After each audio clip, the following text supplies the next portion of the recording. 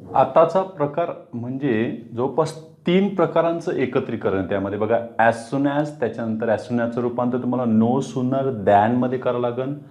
लक्षात ठेवायचं, नो सूनरचा जोडीदार आहे दॅन, THAN, दॅन, देन नाही, दॅन.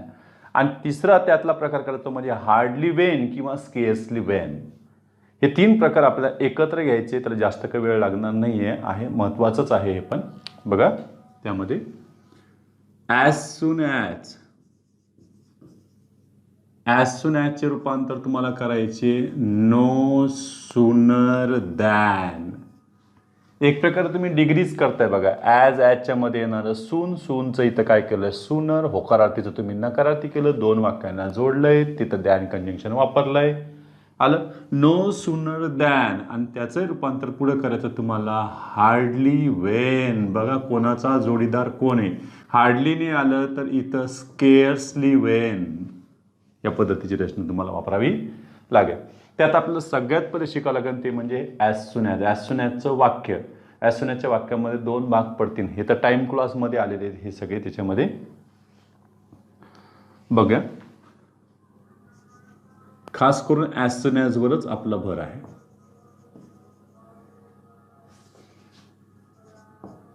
ॲज सून ॲजचे ॲज सून ॲज ने सुरू होणारा टाइम क्लॉज व मेन क्लॉज यातील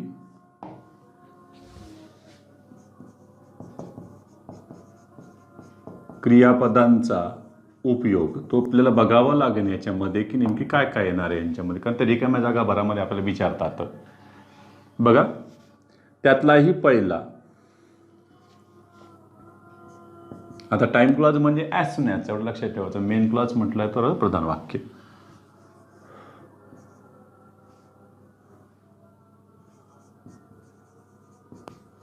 वाक्यात नियमित क्रिया, सवय किंवा स्थिर सत्य दर्शविताना टाइम क्लॉज व मेन क्लॉज यात सिंपल प्रेझेंट टेन्समधील क्रियापदे वापरावीत.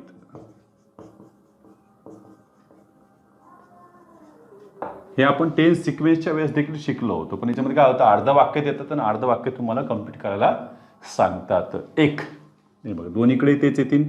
म्हणजे इथं ॲज सून ॲज हा टाइम क्लॉज जर घेतला तर ह्या टाइम क्लॉजमध्ये तुम्हाला जर नियमित क्रिया दिसत असेल, नियमित सत्य स्थिर सत्य दिसत असेल तर त्यामध्ये तुम्ही कर्त्याच्या नंतर V1 वापरा किंवा V1ला ES लागलेलं असेल. आणि इकडे तुम्हाला परत कर्त्याच्या नंतर V1 किंवा V1ला ES लागलेलं असं सिंपल प्रेझेंटची रचना ही यांच्याकडं राहील. आपण ते उदाहरण देखील पाहूया नंतर. त्यामध्ये बघा मी इथं घेतलंय as soon as the sun rises. बघा आता ही निसर्गातील नियमित क्रिया आहे, तर पुढे काय होईल. इथं अशी रिकामी जागा ते परीक्षेला ठेवून देतील आपल्यासाठी. इथं भरा तुम्ही आता कम्प्लीट करा, मेन क्लॉज त्याच्यामध्ये द्या. आणि त्यांनी पहिला पर्याय दिला बघा बरं, बर्ड्स स्टार्टेड चर्पिंग हे दिले एक. दुसरं दिलं त्यांनी बर्ड्स विल स्टार्ट चर्पिंग. तिसरा पर्याय दिला त्यांनी बघ बरं आता बर्ड्स स्टार्ट चर्पिंग, चिवची वाट सुरू होतो. मग नियमित क्रिया कुठे आहे त्याच्यामध्ये बघावं लागेल ना आपल्याला, ती वर्तमानामध्ये पाहिजे. इकडं प्रेझेंट आहे तर इकडे काय झाला पास्ट झालेला हा होत नाहीये. इकडं तर तुम्ही लगेच काय नियोजित क्रियासारखं झालं, ते नियमित क्रियाच्या वेळेस थोडी भविष्यातली नियोजित क्रिया झाली, तसं होणार नाहीये. उत्तर कोण यांच्यामध्ये बघा बरं, बर्ड स्टार्ट चर्पिंग हे जर त्याचं उत्तर अशा पद्धतीची रचना यांच्यामध्ये येत राहतील. बघा दुसरं, as soon as we press, as soon as we stop pressing the rubber, sorry, as soon as we stop pressing the rubber, रबरला प्रेस करणं जर आपण थांबवलं तर काय होईल रबरचं? बघ बरं, डॅश डॅश. उदाहरण बघा, पर्याय, it will spring up back to its original shape. बघा, it will spring back to its original shape. एक दुसरं घेतलं आम्ही, बघा बरं इथं, it springs back to its original shape.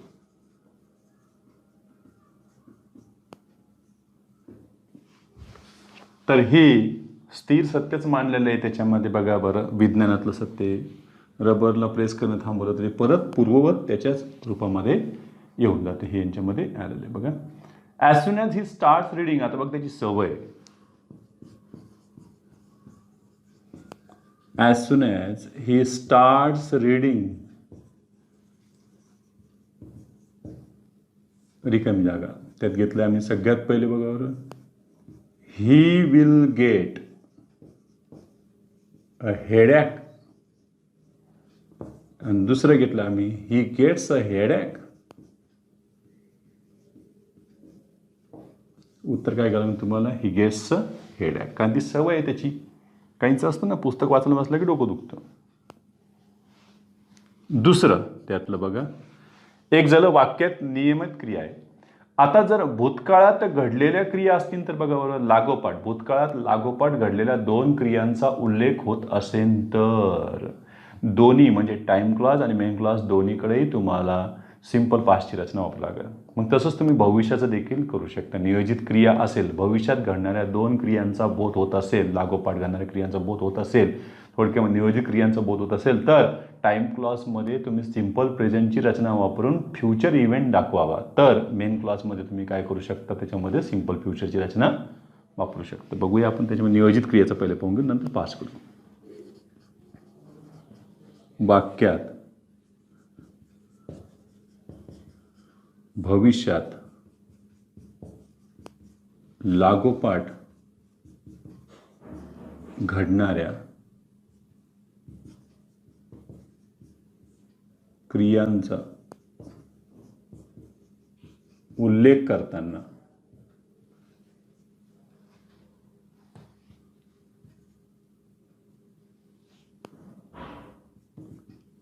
Time क्लॉजमध्ये सिंपल प्रेझेंटमधून सिंपल प्रेझेंटच्या रचनेतून फ्युचर इव्हेंट दर्शवावा. तर मेन क्लॉजमध्ये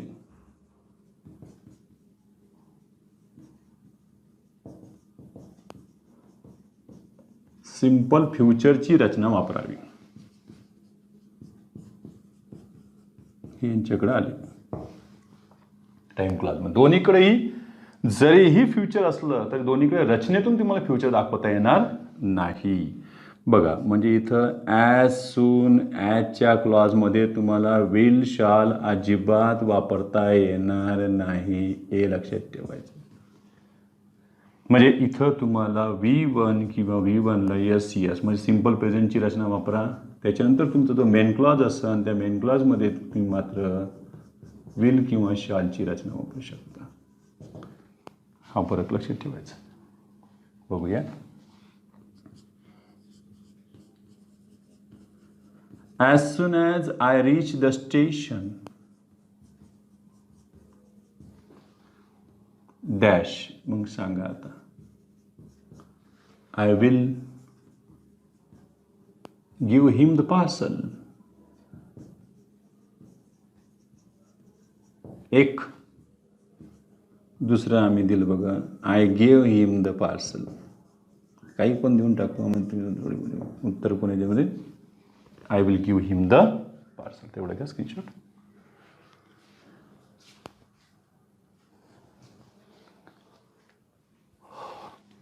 फ्युचरचंच दुसरं उदाहरण आहे बघा. As soon as the chief guest arrives,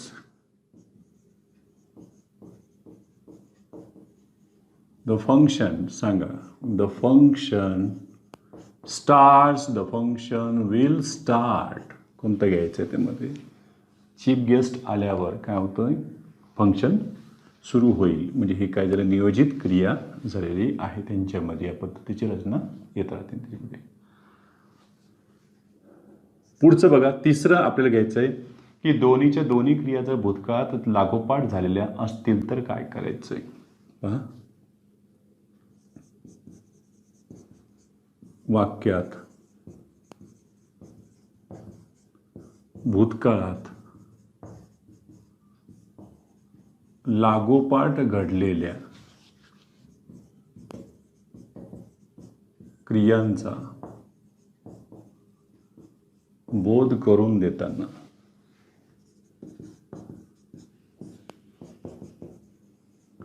time clause व मेन क्लॉज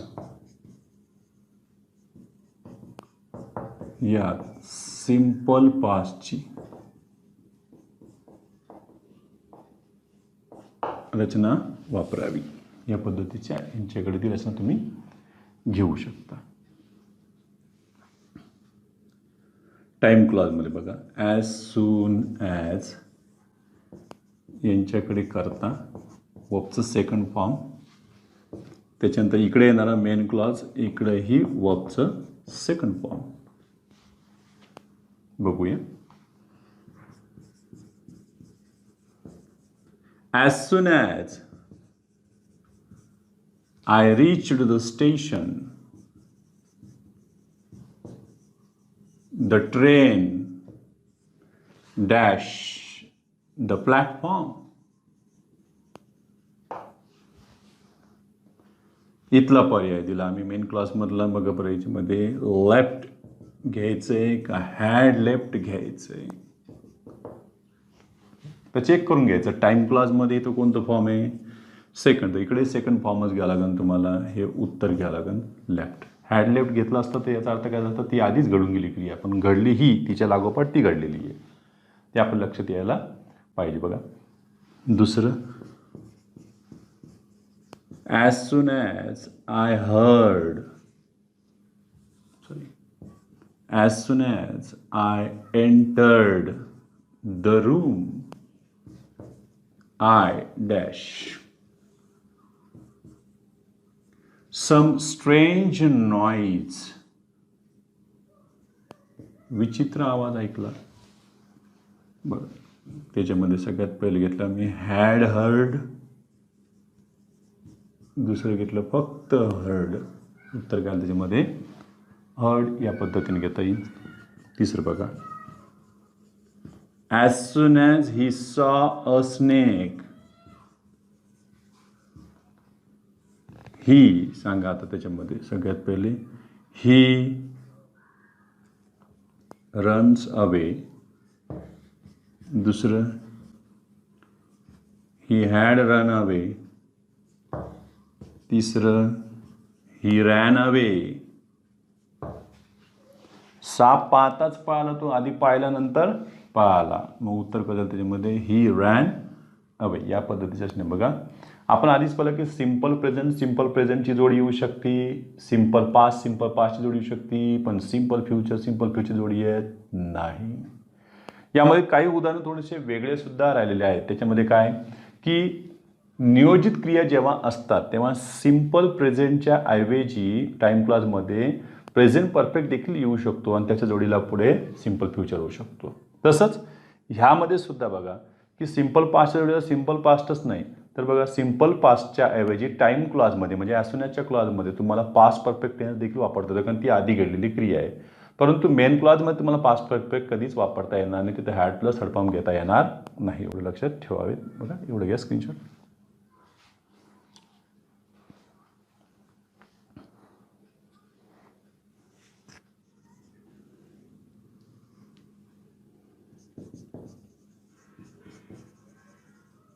टाइम क्लॉज व मेन क्लॉज यात भविष्यात घडणाऱ्या किंवा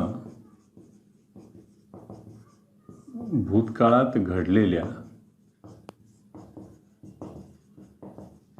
क्रियांचा उल्लेख करताना टाइम क्लॉजमध्ये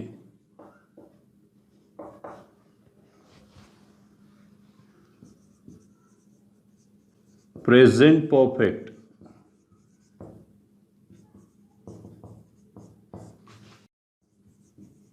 पास्ट परफेक्टची रचना वापरता येते. पण ते केव्हा? जेव्हा भविष्यातली नियोजित क्रिया असेल तेव्हा तुम्ही प्रेझेंट परफेक्ट वापरा टाइम क्लॉजमध्ये, आणि भूतकाळात घडून गेलेल्या क्रिया असतील तर तुम्ही पास्ट परफेक्ट तुम्ही टाइम क्लॉजमध्ये वापरू शकता. म्हणजे हे एक त्याच्यामध्ये आलेलं बघा. इथं घेतलं मी ॲज सून ॲज मध्ये करता तुम्ही इथं हॅव किंवा हॅज प्लस वर्बचं थर्ड फॉर्म, आणि इकडं तुम्ही फ्युचरवाले घेऊ शकता विल किंवा शाल प्लस वर्ब. ही एक रचना आहे.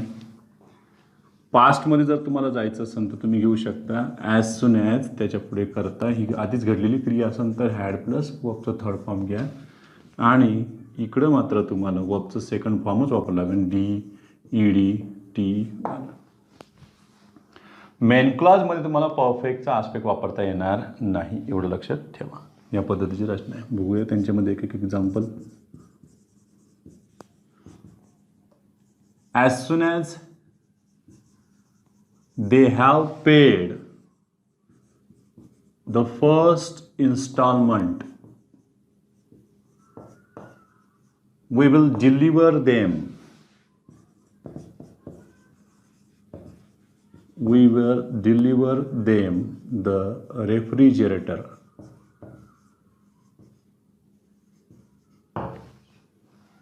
बघा इथं हॅव पेड आणि ते कोणाला विल डिलिव्हर तुम्हाला करता येईल. एक दुसरं बघा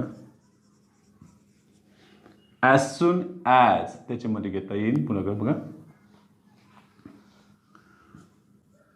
as soon as he had done the work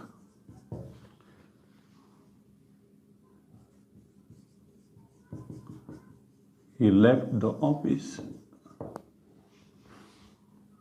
काम पूर्ण केलंय आणि ऑफिस सोडलंय. आधी क्रिया हीच झाली, नंतर ती झालेली आहे. या पद्धतीची रचना यांच्यामध्ये आहे. हे झालं टाइम क्लॉज. मेन क्लॉजमध्ये परफेक्ट टेन्स सुद्धा येऊ शकतात. आता याच्यानंतर आपल्याला पाहायचं आहे ते म्हणजे ॲज सून ॲजचं रूपांतर आम्हाला कशात करायचं आहे? नो सुनर दॅन आणि नो सुनर दॅन. मग आपण पुढे लगेच ॲज सून ॲजचं परत रूपांतर कशात शिकायचं आपल्याला? हार्डली, वेन किंवा स्केर्सली वेनमध्ये. तर एवढं घ्या स्क्रीनशॉट करून, मग लगेच आपण उदाहरण करू.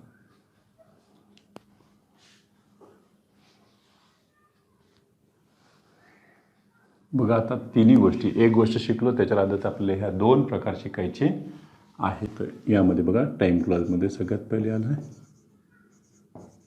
As soon as. As soon ॲजच्या पुढे इथे येईन करता. कर्त्याच्या पुढे काय काय येऊ शकतं बघा बरं. आता मी न दिसणारी क्रियापदं घ्यायला लागलो. दिसणार नाही. ॲमेझार, वॉज वेअर ही स्पष्ट दिसत आहेत. हॅव, हॅज, हॅड ही स्पष्ट दिसत आहेत. इथं मॉडेल कोणी येत नाही टाइम क्लॉजमध्ये, एक लक्षात ठेवायचं आहे. मग आपण अशा क्रियापदांकडे चाललो आहे की ज्याच्यामध्ये कृतीचा बोध होईल आणि त्यामध्ये ते सहाय्यक क्रियापदं स्पष्टपणे आढळत नाही. मग त्याच्यामध्ये डू आहे का, डज आहे का, डीड आहे ते आपल्याला शोधावे लागते. मग त्याच्यामध्ये बघा बरं, याच्यात समजा मी V1, त्याच्यानंतर V1ला यस किंवा ES आणि तिथं मी घेतलं वर्बचं सेकंड फॉर्म डी असो का ED असो का टी असो, लक्षात ठेवायचं आहे. यामध्ये आम्हाला बोध झाला तो म्हणजे प्रेझेंटचा आणि याच्यातून बोध झाला याच्यामध्ये पास्टचा. इथं आपल्याला हे सुद्धा माहीत आहे की इथं फ्युचरवाला कोणी येत नाही. फ्युचर इव्हेंट दाखवलं जातं सिम्पल प्रेझेंटमध्ये.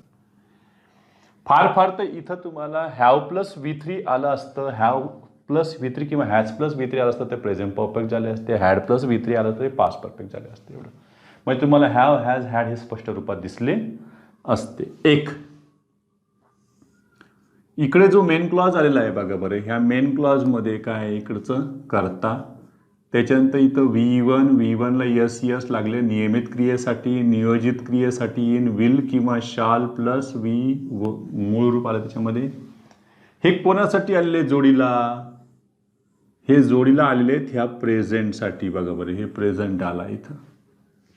एक पाससाठी पास्टवालाच येईल ना इकडे, मी खालून घेतो मुद्दाम करून ते कळण्यासाठी. बघा पाससाठी वर्बचं second form D ED T वगैरे. इथे कोण येणार नाही ते पण लक्षात ठेवायचं. इथे हॅड प्लस V3 येणार नाही. बघा इकडं मॉडेल येणार नाही, तिकडं मॉडेल येतंय, हा फरक आहे. या रचनेत आता काय करायचंय बघा, याच्या सगळ्यात पहिले ॲज सून ॲजचं रूपांतर तुम्हाला करायचे नो सूनर. लगेच इथं ध्यान घेऊ नका, कारण पर्यायात लगेच नो सूनर ध्यान जोडूनच वापरलं असतं, चुकलं. नो सूनरच्या नंतर तुम्हाला इथं हेल्पिंग वर्ब घ्यावे लागतील, सहाय्यकारी क्रियापद. जर इथं ॲमिज आर किंवा वॉजवर असतं तर आम्ही तेच इथं वापरले असते, ॲमिज आर किंवा वॉजवर यापैकी एक जण वापरला असता. इथं जर हॅव हॅज हॅड पैकी एक जण आला असतं तर आम्ही तोही इथं घेतला असता. पण आता यांच्यामध्ये आम्हाला शोधावं लागेल यात कोण दडलेला आहे, तर याच्यात वर्तमान काळ डू, याच्यात कोण दडलेला आहे तर इथं डज, आणि इथं कोण दडलेला आहे तर सांगायचं इथं डीड आले सहाय्यकारी क्रियापद. यापुढे येईन बघा बरं करता, आणि डू डज डीड काढल्याच्या नंतर क्रियापदाचं तुम्हाला कोणतं रूप घ्यावं लागेल, मूळ रूप. जर इथं ॲमिज आर किंवा वॉजवर यांच्यापैकी एक जण असतात तर इथं वर्बचं थर्ड फॉर्म आलं असतं, थोडक्यामध्ये पॅसिव्हची रचना झाली असते, त्याने दिलेली असते आधीपासून तिकडं. तर यावे इकडे काय करायचंय, नो सुनरचा जोडीदार दॅन, लक्षात ठेवायचं THAN. मला हे मोठं काढून दाखवावं लागेल कारण ते काहींच्या लक्षात बसत नाही. आणखी मोठं काढून दाखवतो, बस हे द्यान आलं लक्षात. ई नाही घ्यायचं तिथं, काय नाही घ्यायचं, ई नाही घ्यायचं, देन वेगळं द्यान. कारण परीक्षेमध्ये असे पर्याय येतात, फक्त ए आणि ईचा फरक असतो द्यान आणि देनमध्ये. पूर्ण उत्तर तुम्ही फुलपट्टी लावून पाहिलं तर सारखंच भरतं बघा ते अंतरानं मोजमापामध्ये, फक्त फरक काय वाटतं, द्यानचं देन असतं, मोठा प्रॉब्लेम असतो. यानंतर काय करायचंय, उर्वरित वाक्यात तुम्हाला काही बदल करायचा नाही. उर्वरित वाक्यात बदल करू नये. चला तुम्ही 4 स्टेप घ्यायला लागले तर कोणते कोणते, सगळ्यात पहिले नो सूनरच्या नंतर तुम्हाला सहाय्यक क्रियापद घेणं ही तुमची पहिली स्टेप, नंबर 1. ही झाली तुमची दुसरी स्टेप, ही झाली तिसरी स्टेप, आणि ही झाली चौथी स्टेप. काही म्हणजे चौथी स्टेप तर काही घेतलीच नाही, आणि चौथी स्टेप म्हणजे उर्वरित वाक्यात काहीच बदल न करणे हीच चौथी स्टेप आहे. जसं नाही का छंद नसणे हा सुद्धा छंद असतो. जाऊ दे, नाही कळलं. मग असंच आपण नो सुनरचा, आता ह्याच ॲसुन्याचा आपल्याला हार्डली वेन करायचं आहे. नो सुनर झालं की आपण एका दगडात 2 पक्षी मारतोय सध्या. हार्डली किंवा स्केअर्सली यापैकी कोणीही तिथं येऊ शकते. बरं या दोघांच्या रचनेचं वैशिष्ट्य काय, यालाही सहाय्यक क्रियापद पाहिजे, यालाही सहाय्यक क्रियापद पाहिजे. चला याला सहाय्यक क्रियापद घेऊ. पण हार्डली किंवा स्केअर्सलीला सहाय्यक क्रियापद म्हणजे त्यांचं म्हणणं आहे की त्यांच्या क्लॉजमध्ये तुम्हाला परफेक्टच आस्पेक्ट घ्यावं लागेल. म्हणून इथं तुम्हाला डू असेल तर तुम्ही हॅव घ्या, परफेक्टच्या आस्पेक्टसाठी. डज असेल तर तुम्ही हॅज घ्या, डीड असेल तर तुम्ही काय घ्या, हॅड घ्या. हे आलं बघा, म्हणजे याला हॅवचंच रूप जमणार, दुसरं जमणार नाही सहाय्यक क्रियापद म्हणून. आणि पुढे करत्याच्या नंतर क्रियापदाचे तिसरे रूप घ्यावं लागेल, डी ईडी टी एन दे. आणि इथं देन डॅन आहे तर आपण ते काय करणार, वेन. आणि पुन्हा लक्षात ठेवायचं चौथी स्टेप, उर्वरित वाक्यात बदल करू नये. चौथी स्टेप, पहिली step, second, third, fourth one. आता यांना घेऊन आपण काही उदाहरणं करून पाहूया म्हणजे लक्षात येईल आपलं.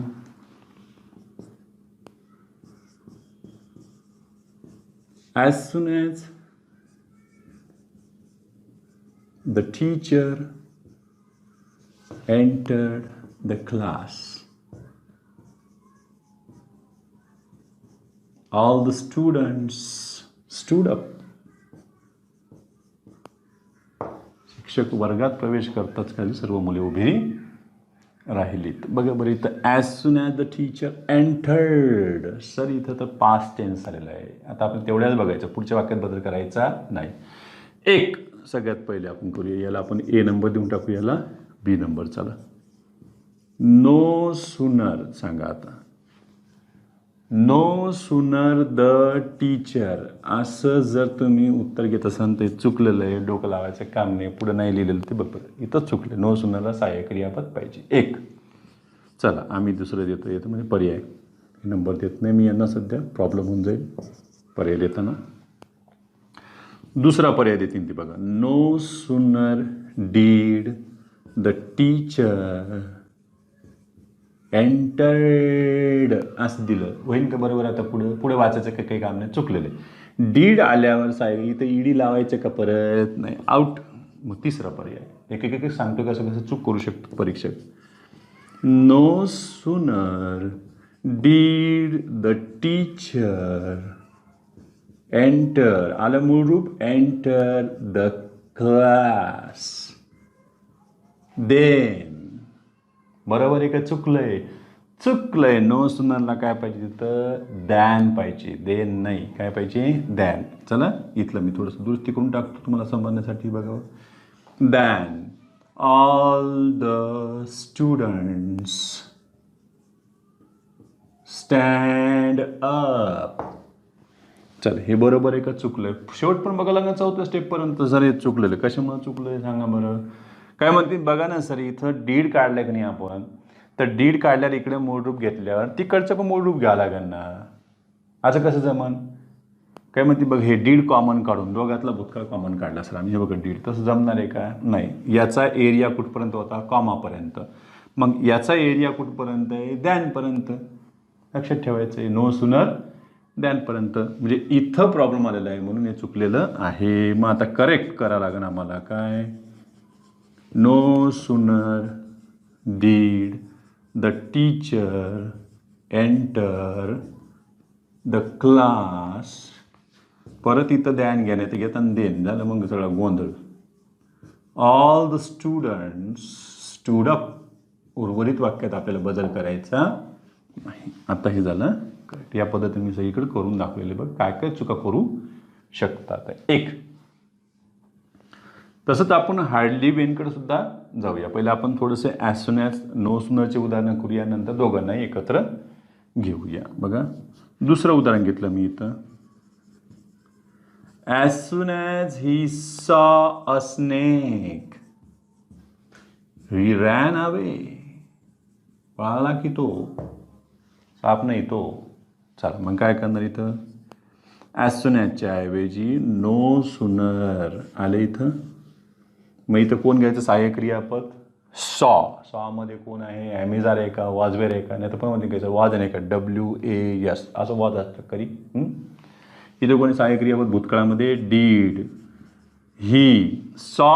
हे सीचं दुसरं रूप आहे, मग मूळ रूप घ्यावं लागणार आपल्याला सी. मग इथं बेस फॉर्म घेतलं सी. लक्षात ठेवा काय काय बदल करतो. पहिली स्टेप आली, दुसरी स्टेप आली अ स्नेक, तिसरी स्टेप दॅन, चौथी स्टेप बदल करू नये. ही पद्धत लक्षात ठेवायची यांच्यामध्ये. एक. आता जर मी याच उदाहरणाचं तुम्हाला हार्डली वेन करून दाखवलं होतं. बघा काय काय करायचं आपल्याला. हार्डलीला कोण कोण आवश्यक आहे, हॅव हॅज हॅडपैकी एक जण. मी इथं ॲज सून ॲजच्या ऐवजी थोडक्यामध्ये नो सूनरच्या ऐवजी हार्डली घेतलं. इथं सहाय्यक क्रियापद मला डीड घेता येणार नाही. लक्षात ठेवा. ते मुद्दाम करून डीड देतील ते तुम्हाला घ्यायचं नाही आहे. मग इथं पास्ट टेन्समध्ये कोण घ्यायचं सहाय्यक क्रियापद हॅड ही. आता सांगा सीचं थर्ड फॉर्म काय आपण परफेक्टसाठी, तर सीन. मग घेतलं बघा hardly had he seen a snake. इथं तुम्हाला काय घालावं लागेल वेन, आणि पुढे बदल करायचा नाही. ते मुद्दाम करून देतील असं जमणार नाही. एवढं घ्या स्क्रीनशॉट. आणखीन काही उदाहरण आपण घेऊया.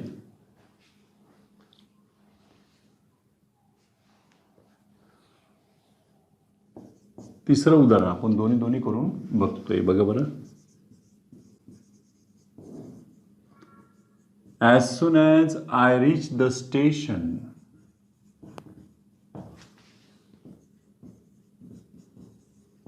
I will give him the parcel.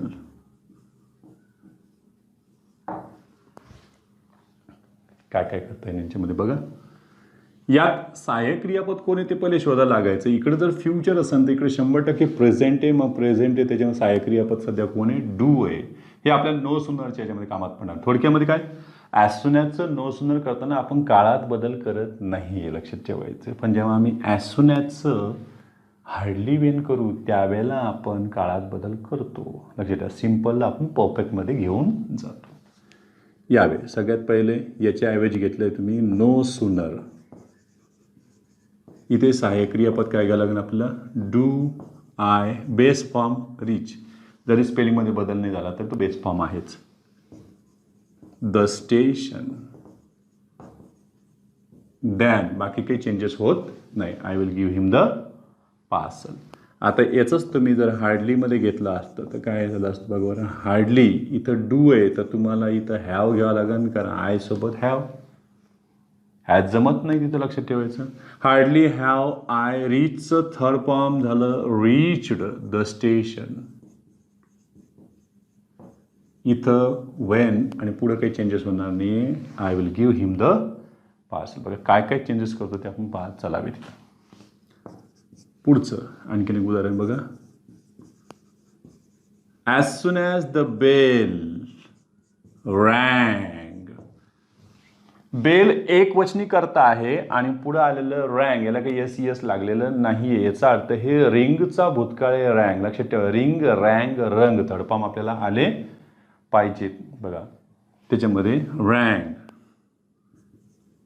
The children ran out. Bell वाजताच. भूतकाळातलं आहे. चला नो सुनर आलं ॲज सुन ॲजच्या ऐवजी. नो सुनर सहाय्यक क्रियापद काय घ्यायचं यांच्यामध्ये? जर तुम्हाला इकडे हिंड नाही भेटत इकडे भेटन काय मग दिसत दोन्हीकडे हिंड नाही भेटायला दोन्हीकडे ईडी लागलेलं नाही आहे.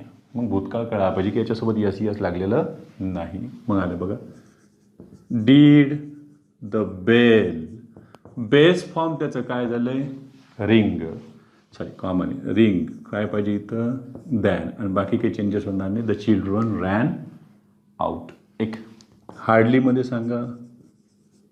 हार्डली घ्या, स्केअर्सली घ्या. हार्डली तर डीड येते इथं काय घ्यायला आपल्याला? हॅड. थर्ड फॉर्म सांगा. The bell. रिंगचं थर्ड फॉर्म झालं रंग. इथं घ्यावं लागेल आपल्याला वेन आणि पुढच्या वाक्यात काही बदल होत नाही. The children ran out. जसं तसं तुम्हाला घ्यावे लागेल. यामध्ये बघा असं एक वाक्य आपण घेतलं बघा. As soon as they have paid the first instalment we will deliver them the refrigerator. असं एक वाक्य आपण घेतले होते. काही म्हणते सर इथं हॅव आणि काय आलेलं आहे? पेड. परफेक्ट आलेलं आहे सर. Present perfect. काही टेन्शन नाही घ्यायचं. नो सुनरमध्ये हॅव आणि त्या थर्ड फॉर्मला वेगळं करा. हार्डलीच्या वेळेस आपण करतोच ती रचना. उलटी सोपी झाली रचना. काही अवघड नाही. बघा याच्यामध्ये काही no sooner have they paid the first instalment. इथे आलं दॅन. पुढे काही चेंजेस होत नाही. हे बघ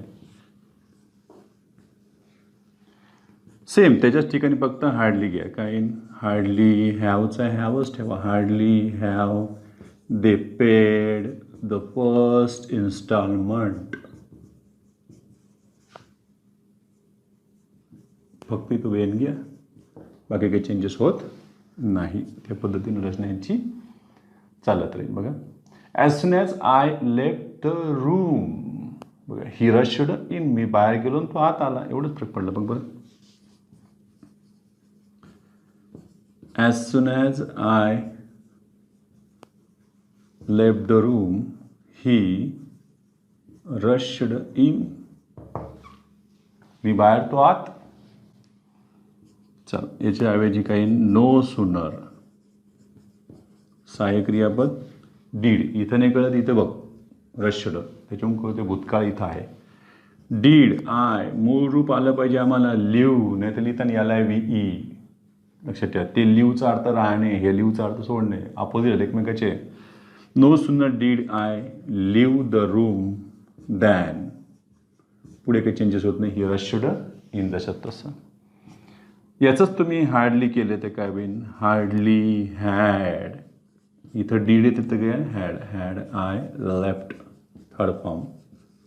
द रूम इथे आलं वेन, त्या पद्धतीने घेऊन टाका. बघा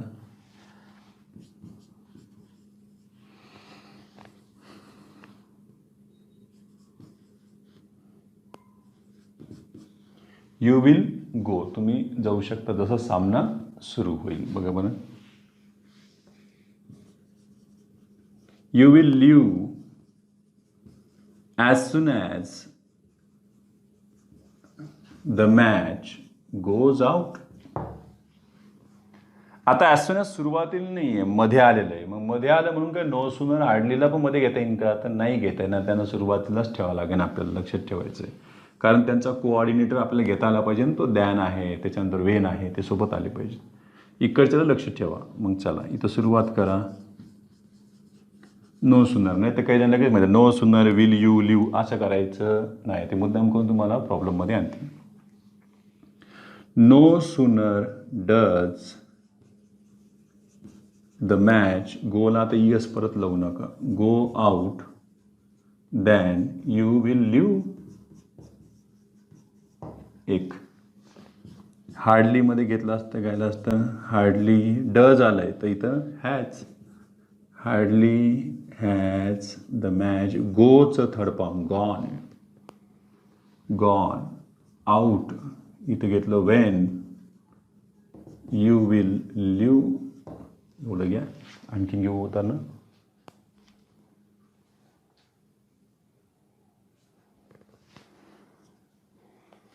आता काही आणखीन रचना आहे बघा बरं त्याच्यात. ॲज सून ॲज मध्ये कर्त्याच्या पुढं तुम्हाला जर बघा बरं ॲम, इज, आर, जो मेंबर असेल तो घ्या. पास्टमध्ये वॉज किंवा वर, आणि सोबतीला तिसरं रूप यो न यो, कधी कधी हेच मेन ऑफचं काम करतील किंवा पॅसिव्हच्या रचनेमध्ये येतील. याच्याही पुढे बघा बरं, हे चालूच आहे कार्यक्रम.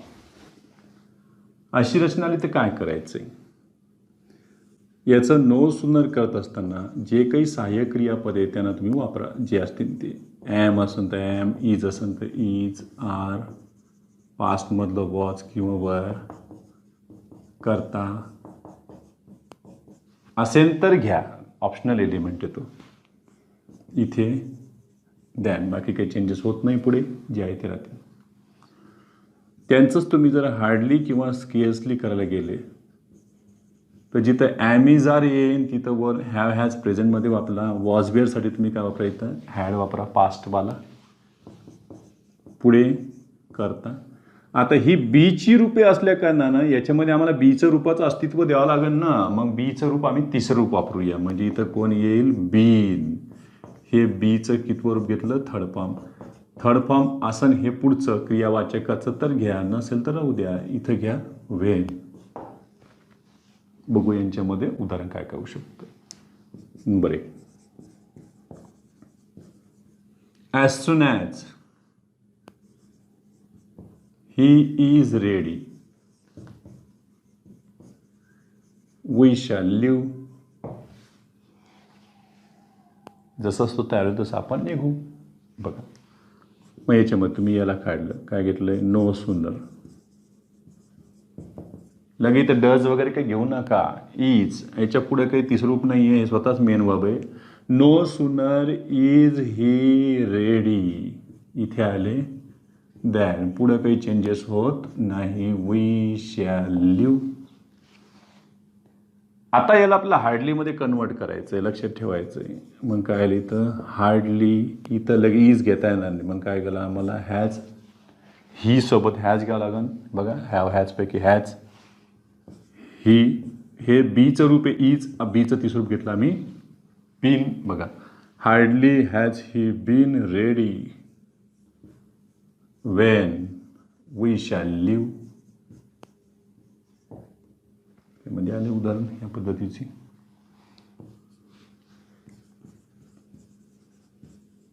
as soon as.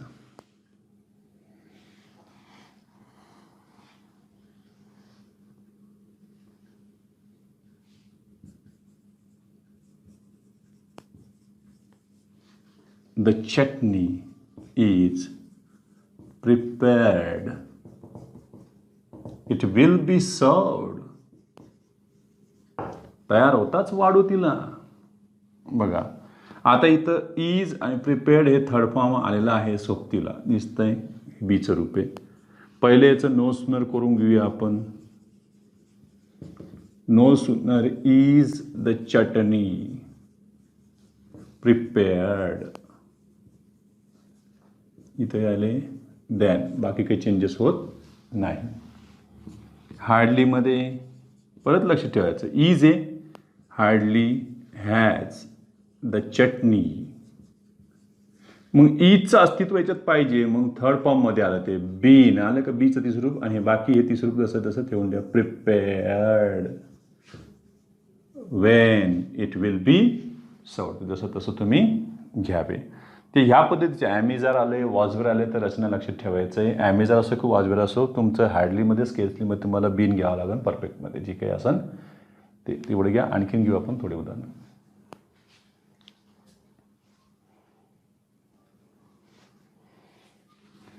वेगवेगळ्या पद्धतीचे यावर आणखीन रिकाम्या जागा टाकलेल्या आहेत परीक्षेमध्ये. ते पण बघा कसं कसं उदाहरणं विचारू शकतात. शेवटचा टप्पा आता हा. यामध्ये बघा ते असं टाकतील. No sooner did he see a snake. रिकामी जागा टाकतील. He ran away. काय भरायचं त्या रिकाम्या जागेमध्ये असं देतील ते. सगळ्यात पहिले टाकतील ते देन. दुसरं टाकतील ते वेन. तिसरं टाकले त्यांनी दॅन. झालं. चौथं आणखीन टाकू शकतात ते अँड. त्यांना काय द्यायला काही देतील कंजंक्शन. पण इथं काय पाहिजे बघा. नो सुनरला कोण पाहिजे जोडीला. देन का दॅन. इथंच कन्फ्युजन होतं. देन का दॅन. Than THAN. तसंच त्या हार्डलीचं पण करू शकतात. हार्डली दिलं असतं तिकडे गेलं असतं वेन. पण हीच रचना हार्डलीला चालणार नाही. लक्षात ठेवायचं आहे. आता त्यांनी उदाहरण असं दिलं होतं एकदा. हार्डली ही रिकामी जागा टाकली असं टाकू शकतात. लक्षात ठेवा. Hardly dash a snake when he ran away. मग पर्याय टाकतील ते सगळ्यात पहिले डीड सी. दुसरा पर्याय टाकतील ते हॅड सी. तिसरा पर्याय टाकतील ते हॅड सीन. चौथा पर्याय टाकतील ते डीड सॉ. डीड सॉ. काही पण दिले पर्याय टाकून. त्यांचं काय. मग सांगा हार्डलीला डीड चालतं का. तर नाही ना. आपल्याला परफेक्टवाले पाहिजे. मग हार्डली हॅड सी चालेल का. नाही ना. मग हे झालं. Hardly had he seen a snake when he ran away. मग परत यालाच अनुसरून आणखीन एकदा परीक्षेला आलं. ते बघा बरं काय. हे असं आलं होतं आणि इथं दिलं होतं डीड द स्टेशन डॅश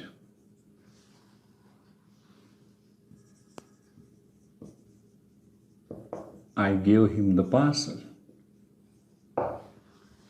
आता रिकाम्या जागा कोणत्या आलेल्या आहेत ते पहा. त्यातलं पहिलं त्याने दिलं इथं hardly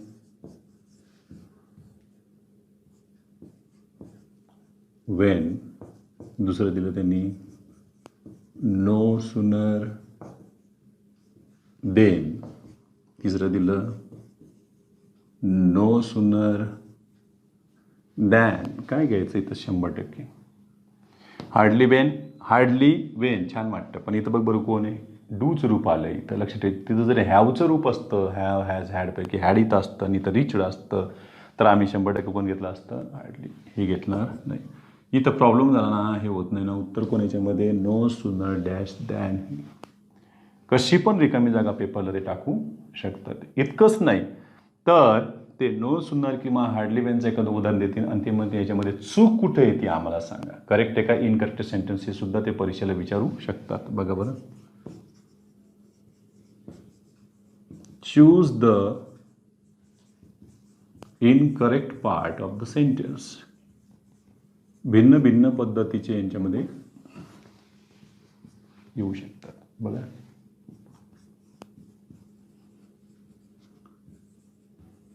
No sooner did he see a snake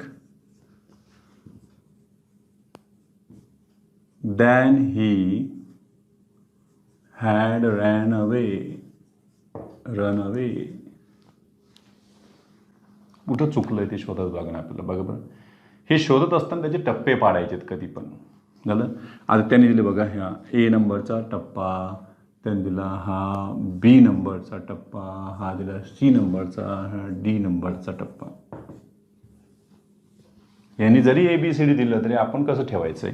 no सुनरला सगळ्यात पहिले जोडीदार दॅन आहे का एवढं चेक करायचं आहे. याचा अर्थ हे करेक्ट आहे. एक झालं. पहिला टप्पा तो झाला. दुसरा दॅन नंतर बघा काय कार्यक्रम आहे तिकडं. त्यानंतरचा पुढचा लगेच इथं बघा. इथं काय हॅड रन. अरे इथंच मोठा प्रॉब्लेम आहे. तिथं परफेक्ट चालत नाही. हेच पार्ट चुकलेलं आहे. इथं काय पाहिजे होतं खरं तर रॅन पाहिजे होतं. लक्षात ठेवायचं. म्हणजे तो भाग चुकीचा आहे. याचा अर्थ हे दोन्ही पण भाग कसे आहेत बरोबर आहेत. हे 3 भाग बरोबर आहे. शेवटचा भाग चुकलेला आहे. असं ठीक चुका येऊ शकतात यांच्यामध्ये. तसंच हार्डलीचं येऊ शकतं. बघा बरं. Hardly had he entered the room when he begins to dance. आतमध्ये येत असतो नाचायला लागतो. तसं नाही. हे ते बघ ना काळ कोणता आहे ते चेक करावं लागेल ना आपल्याला. काय काय येतं बघ. Hardly had he entered the room when he. इथं प्रॉब्लेम आलेला आहे. काय पाहिजे मग इथं बिगॅन. हा प्रॉब्लेम आहे. इथं सेंटेन्स करेक्ट की इनकरेक्ट हे सुद्धा विचारू शकतात. या पद्धतीचं आहे. मग आणखीन उदाहरणं याची जी आहेत मी तुम्हाला ते व्हिडिओ तयार करून देऊन देईन त्याच्यामध्येच. ठीक आहे. तर एवढ्यावर आपण थांबूया.